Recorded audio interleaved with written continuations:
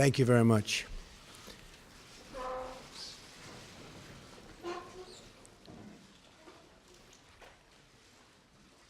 Chancellor Merkel, it is a great honor to welcome you to the People's House, the White House.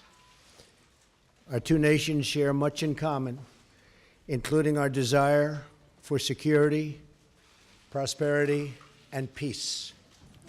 We just concluded a productive meeting with the German and American companies to discuss workforce development and vocational training, very important words.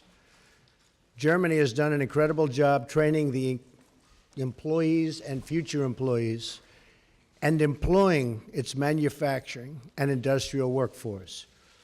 It's crucial that we provide our American workers with a really great employment outlook. And that includes making sure that we harness the full potential of women in our economy. My administration is in the process of rebuilding the American industrial base. A stronger America is in the interest, believe me, of the world as a whole. I reiterated to Chancellor Merkel my strong support for NATO, as well as the need for our NATO allies to pay their fair share for the cost of defense. Many nations owe vast sums of money from past years, and it is very unfair to the United States. These nations must pay what they owe. During our meeting, I thanked Chancellor Merkel for the German government's commitment to increase defense spending and work toward contributing at least 2% of GDP. I want to thank the Chancellor for her leadership in supporting NATO and its efforts in Afghanistan. This has come at significant cost, including the lives of over 50 German soldiers whose sacrifice we greatly honor. I also appreciate Chancellor Merkel's leadership, along with the French president, to resolve the conflict in Ukraine, where we ideally seek a peaceful solution. Most importantly, our two countries must continue to work together to protect our people from radical Islamic terrorism and to defeat ISIS. I applaud Chancellor Merkel for Germany's contributions, both civilian and military, as a counter-ISIS coalition member. We also recognize that immigration security is national security. We must protect our citizens from those who seek to spread terrorism, extremism, and violence inside our borders.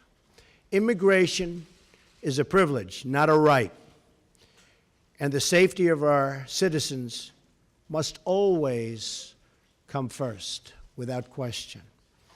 Over lunch, the Chancellor and I will talk about our economic partnership.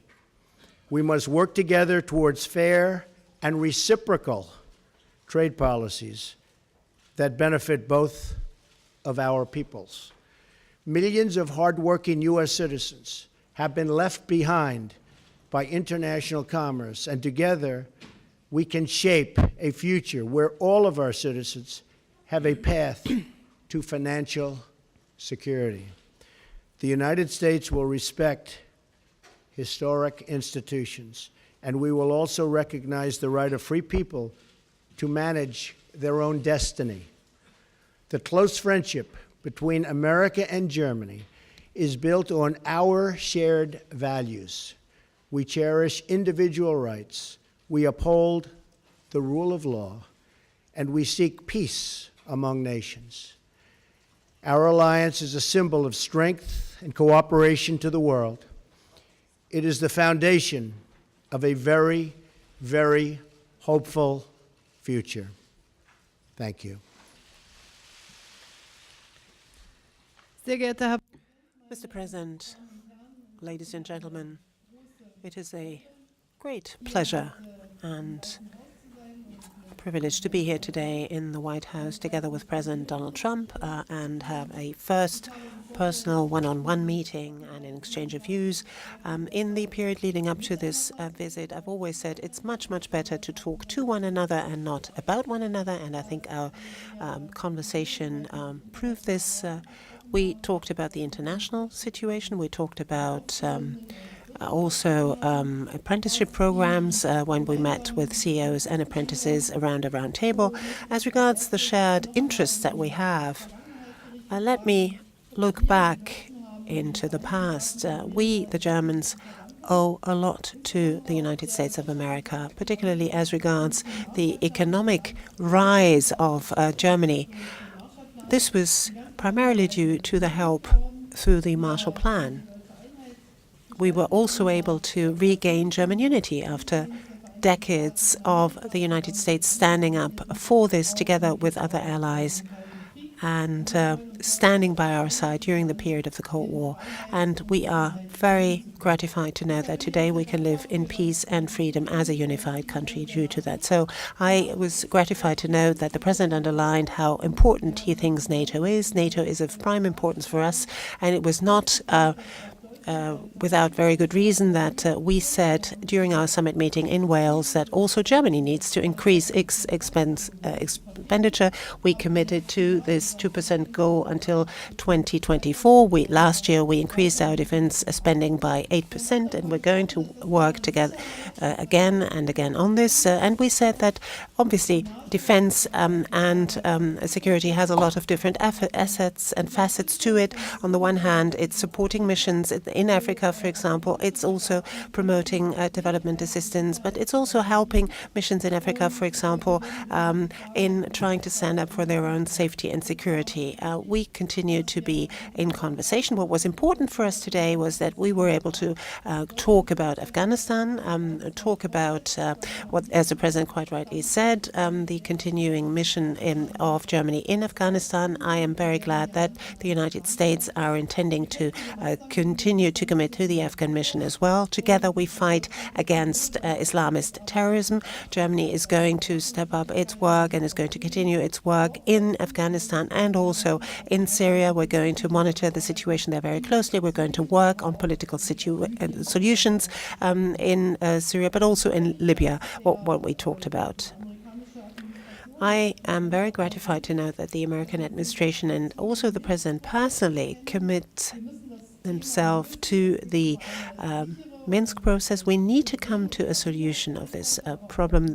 There has to be a safe and secure solution for Ukraine, but the relationship with Russia has to be improved as well. Once the situation there on the ground is clarified, Minsk is a good basis, but unfortunately we haven't made yet the headway that we want to, but we are going to work together with our experts in the next few months to come on this issue. I am also here in my capacity as G20 President. You know that we will be hosting the G20 the G20 summit, this year, and I'm very pleased that the President has committed to attending this summit. We're going to talk at some length over lunch about the issues.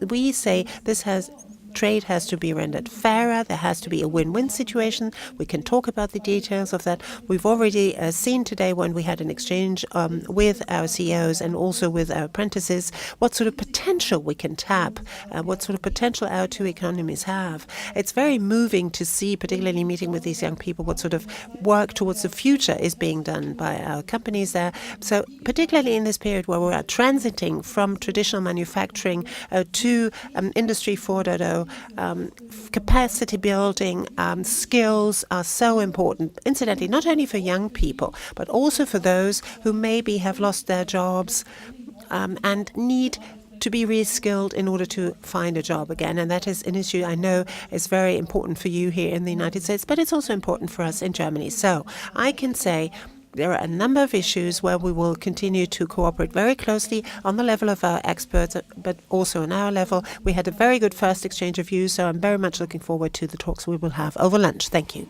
Thank you very much. We'll do a couple of questions. Mark Halpern. President, thank you. A lot of Americans now have anxiety, like 8 years ago, as the government here debates what to do about health care.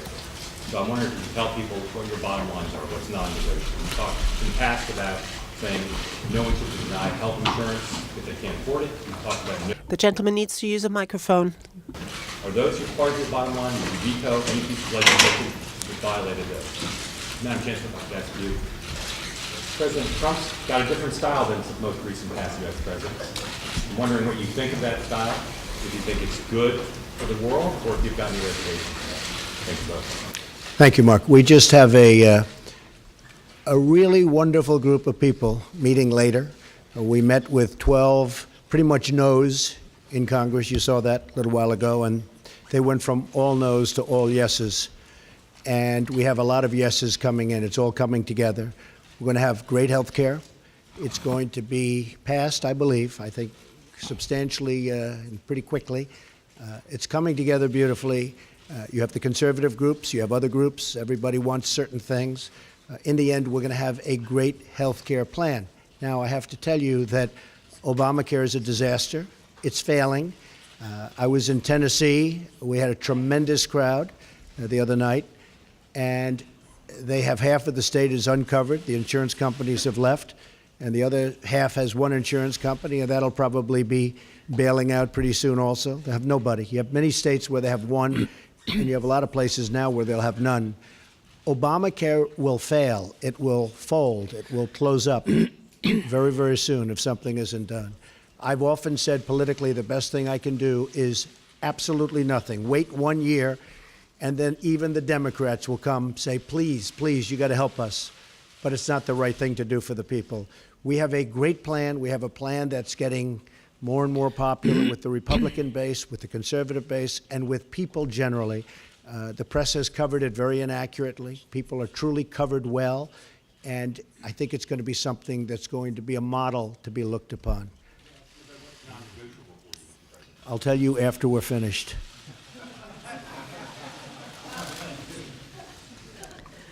Ja, danke schön. Thank you very much. Well, I'm here as Chancellor of the Federal Republic of Germany. I represent German interests. I speak with the President of the United States, who, well, stands up for, as is right, American interests. That is our task, respectively. And I must say that I was very gratified to know the very warm and gracious hospitality with which I've been received here. We held a conversation where we were trying to address also those areas where we disagree, but to try to bring people together, try to show what is our vantage point, what is the American vantage point, and then try to find a compromise which is good for both sides, because we need to be fair with each other. Each and everyone is expecting for his or her leader that something good comes out of it for their own people. For Germany, I can say, well, people are different. People have different abilities, have different characteristics, traits of character, have different origins, have found their way into politics along different pathways, which, well, that is diversity, which is good. Sometimes it's difficult to find compromises, but that's what we've been elected for. If everything just went like that without problem, well, you didn't need politicians to do these jobs. Frau Dunz. Ms. Dunz, please. Christina Dunz from the German press agency. Madam Chancellor, given the experience of the GDR, you are always saying that you are so confident that walls can fall also. For how dangerous do you think this isolationist policy of the US president is, what with the import tariffs that he plans, and also with the fact that he doesn't think the EU doesn't deal with the EU in a very respectful way? And Mr. President, America first, don't you think that this is going to weaken also the European Union? And why are you so scared of diversity in the news and in the media, that you speak so often of fake news, and that things, after all, in the end cannot be proven? For example, the fact that you have been wiretapped by Mr. Obama. Nice, friendly reporter. Well, first of all, I don't believe in an isolationist policy, but I also believe a policy of trade should be a fair policy. And the United States has been treated very, very unfairly by many countries over the years, and that's going to stop. But I'm not an isolationist. I'm a free trader, but I'm also a fair trader. And our free trade has led to a lot of bad things happening. You look at the deficits that we have, and you look at all of the accumulation of debt. We're a very powerful country. We're a very strong country. We'll soon be at a level that we perhaps have never been before. Our military is going to be strengthened. It's been depleted. But I am a trader. I am a fair trader. I am a trader that wants to see good for everybody worldwide. But I am not an isolationist by any stretch of the imagination. So I don't know what newspaper you're reading, but I guess that would be another example of, as you say, fake news. Okay. Also ich möchte es einfach mal so. Well, allow me, if I may, to put it in the following terms.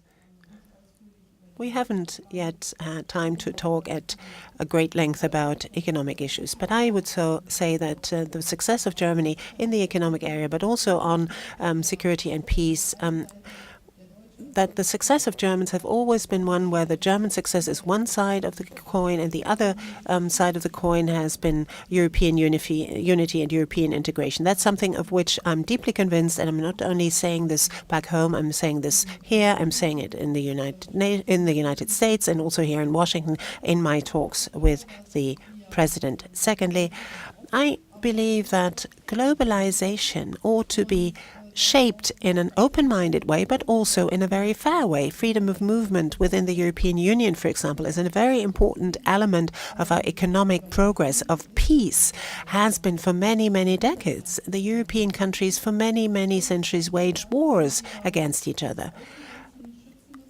We have to protect our external borders because, and there we have to work on the basis of mutual interest with our neighbors. Migration, immigration, integration has to be worked on. Obviously, traffickers have to be stopped, but this has to be done by looking at the refugees as well, giving them opportunities to shape their own lives where they are, help countries who right now are not in an ability to do so, sometimes because they have civil war. I think that's the right way of going about it. And this is obviously what we have an exchange of views about. But my position is the one that I've just set out for you.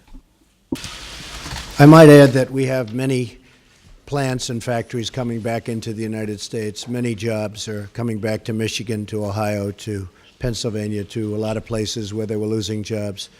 And we will have a different policy, but it's going to be a great policy for not only the United States, but a great policy worldwide. And I look very much forward to it. Kevin Cerulli.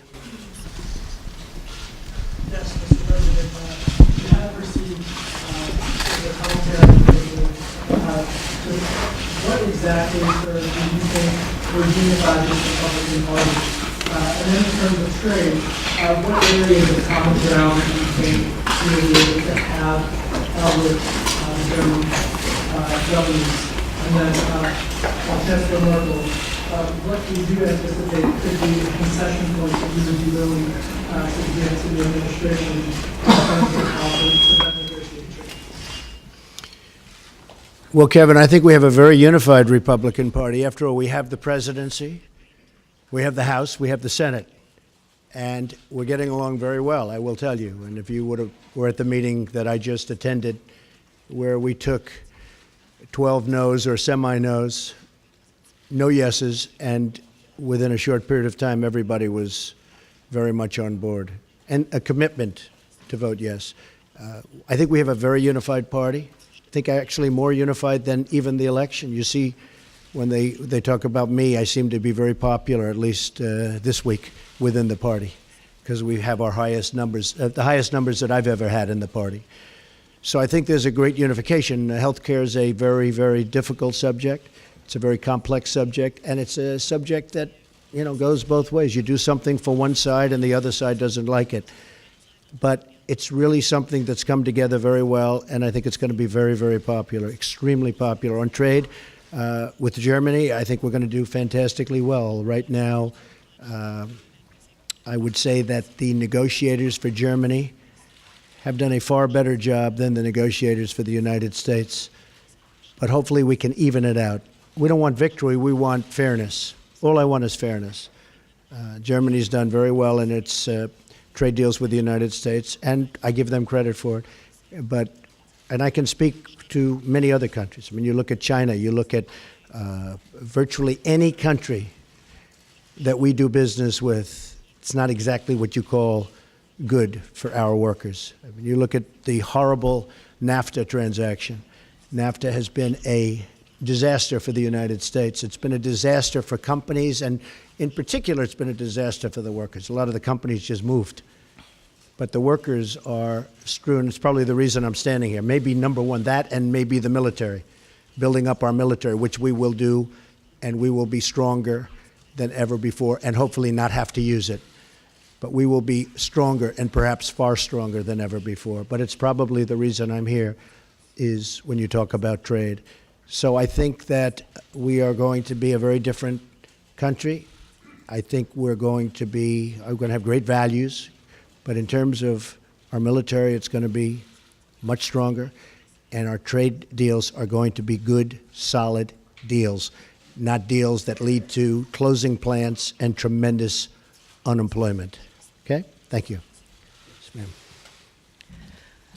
Wenn wir über When we speak about trade agreements, then the European Union is negotiating those agreements for all of the member states of the European Union. But obviously there's also input by the member states. They bring to the table what's important to them.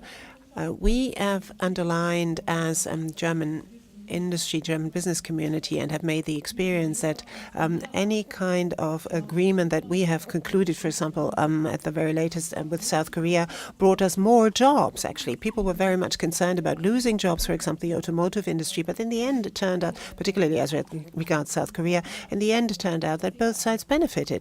And I think it's only fair. That's the purpose of concluding agreements, that both sides win, and that is the sort of spirit, I think, in which we ought to be guided in negotiating any agreement between the United States of America and the EU. I hope that we can resume the agreement that we started. We have just now concluded our agreement with Canada, and I hope that we will come back to the table and talk about the agreement between EU and the US again. Mr. Graf, please. Thank you. Ansgar Graf from Die Welt. Madam Chancellor, a question addressed to you. Today, we're talking about trade. The President in the past always said that he doesn't like multilateral trade agreements but prefers bilateral trade agreements.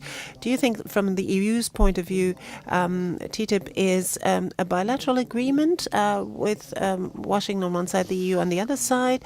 Now, is the problem maybe that America, the President of the United States, and the Europeans have a basically different understanding of what the EU is all about? That's my question addressed to you. And, Mr. President, my question addressed to you, if I may.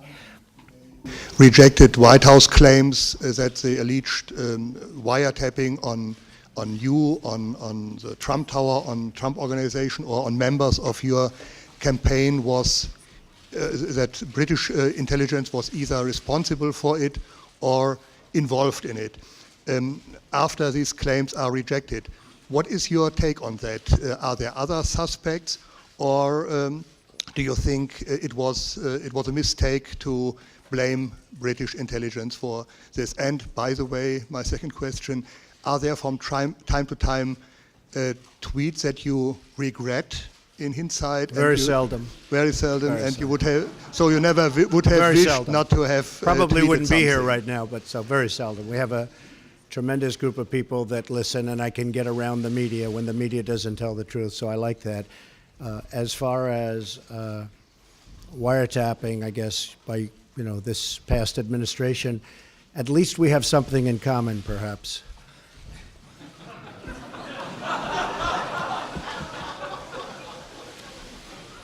And just to finish your question, we said nothing. All we did was quote a certain very talented legal mind who was the one responsible for saying that on television. I didn't make an opinion on it. That was a statement made by a very talented lawyer on Fox. And so you shouldn't be talking to me, you should be talking to Fox. Okay? Okay, thank you. Ja, ich glaube, dass der Präsident Well, I believe that The President has clearly set out his philosophy as to what trade agreements have to bring about for the American side as well. I personally don't think that Germany needs to negotiate and not the European Union. We've devolved our competences to the European Union, so the European Union, or rather the Commission, negotiates on behalf of the member states. So that's not going to prevent us from concluding agreements. For me, indeed, this would be then qualify as a bilateral agreement between the EU and the United States if we had it. But the question is, will it be of benefit to both countries or not? And let me be very honest, very candid. A free trade agreement with the United States of America has not always been all that popular in Germany either. There have been less demonstrations against this free trade agreement in the United States than in Europe and also in Germany. So I am very glad to note that apparently the sort of perspective on that has changed a little bit, at least in Germany too. Thank you very much. Great honor. Thank you.